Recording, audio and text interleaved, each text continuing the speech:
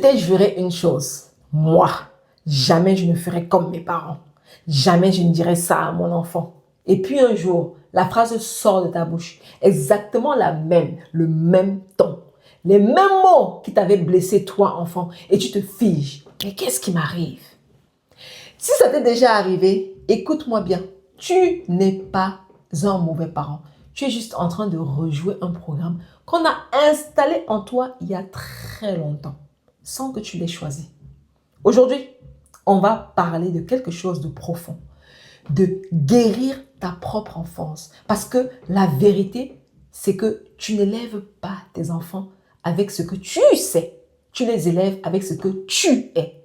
Et si tu portes des blessures non soignées, tu risques de les transmettre sans le vouloir. Reste jusqu'au bout. Ce n'est pas la vidéo la plus facile, mais c'est peut-être la plus importante. Parce qu'en te soignant, toi, tu changes toute la lignée qui vient après. Bonjour et bienvenue sur la chaîne Génération Champion. Ici, on construit une génération d'enfants épanouis. Et ça commence souvent par des parents qui se réparent. Alors abonne-toi et allons-y doucement. Pourquoi ton passé élève tes enfants avec toi?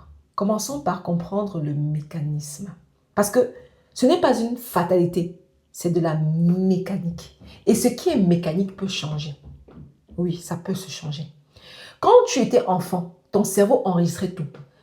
Pas les faits seulement, les émotions, les réactions, la façon dont on te parlait quand tu pleurais, ce qui se passait quand tu faisais une erreur, comment on gérait la colère à la maison. Tout ça s'est gravé en toi, très profond. Ça a formé ce qu'on pourrait appeler tes réflexes automatiques. Et aujourd'hui, quand tu es fatigué, stressé, dépassé, ce ne sont pas tes mots résolutions qui prennent. Ce ne sont pas les belles résolutions qui prennent le volant. Ce sont ces réflexes automatiques, ceux de ton enfance. C'est pour ça que tu peux, dans un moment de fatigue, redevenir exactement comme le parent que tu ne voulais pas imiter. Ce n'est pas de la faiblesse, c'est un vieux programme qui se réactive. Et ça marche dans les deux sens. Parfois on répète et parfois on fait l'excès inverse. On a tellement souffert d'un manque qu'on donne trop à l'excès jusqu'à ne plus poser aucune limite. Les deux, répéter ou surcompenser, viennent de la même racine. Une blessure d'enfance qu'on n'a pas regardée en face. La bonne nouvelle, c'est celle-ci.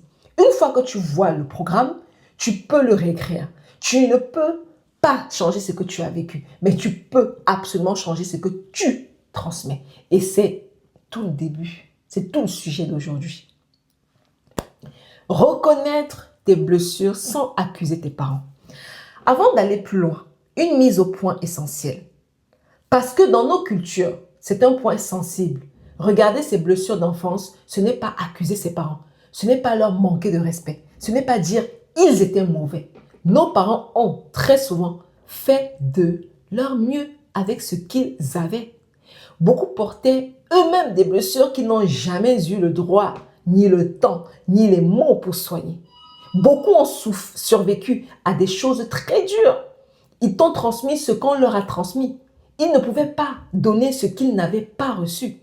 Donc ce travail, ce n'est pas un tribunal. Ce n'est pas chercher des coupables. C'est chercher la vérité pour pouvoir avancer. Tu peux tenir deux choses en même temps dans ton cœur. J'aime et je respecte mes parents. Et certaines choses que j'ai vécues m'ont blessé et je ne veux pas les reproduire. Les deux ensemble, ce n'est pas une contradiction, c'est de la maturité. Alors, quelle blessure regarder? Pose-toi des questions honnêtes. Qu'est-ce qui me manquait enfant? Est-ce qu'on me disait je t'aime? Est-ce que j'avais le droit d'être triste, en colère, d'avoir peur? Est-ce que je me sentais en sécurité? Est-ce qu'on me félicitait ou seulement qu'on me critiquait? Les réponses te montrent souvent, très exactement, les endroits où tu dois faire attention avec tes propres enfants aujourd'hui.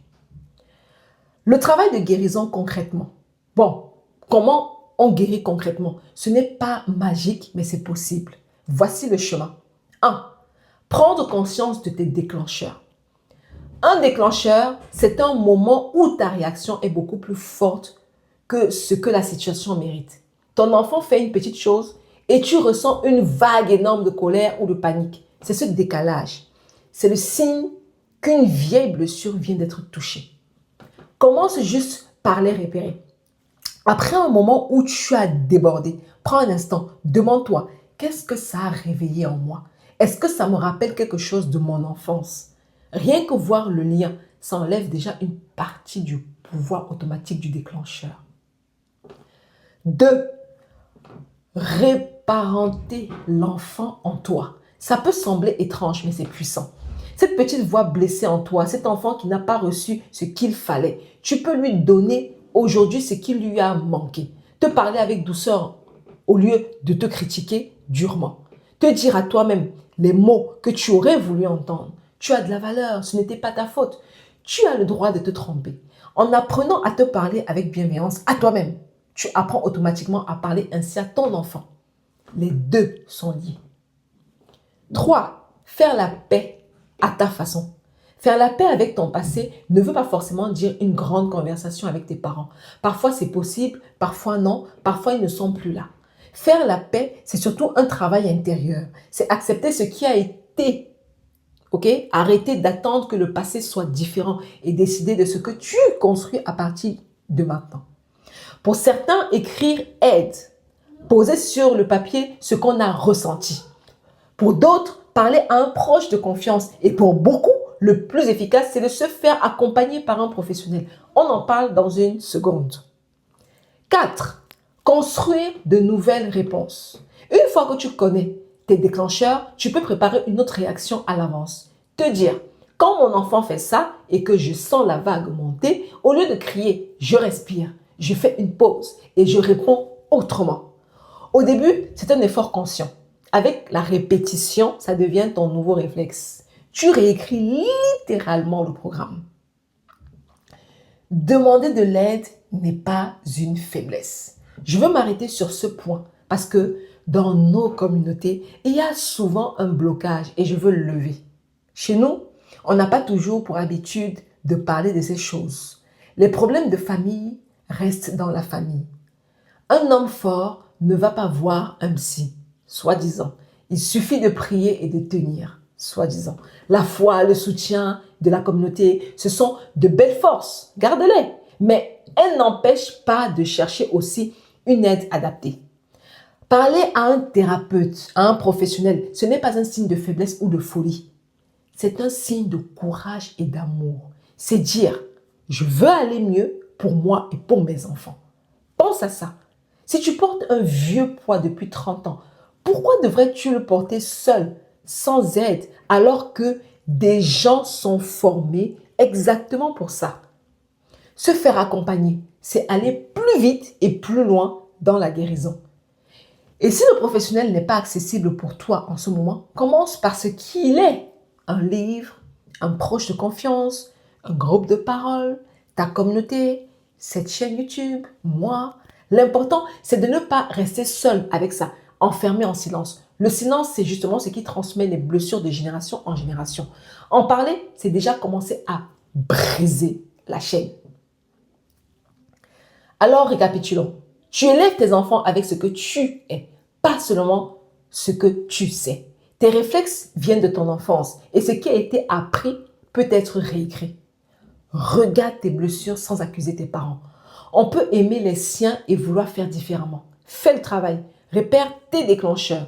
Réparante l'enfant en toi. Fais la paix à ta façon. Construis de nouvelles réponses et n'aie pas honte de demander de l'aide. C'est du courage, pas de la faiblesse. Je vais te laisser avec ceci. Et c'est peut-être le plus important de toute cette vidéo. Il y a une expression pour ce que tu es en train de faire. On appelle ça briser le cycle.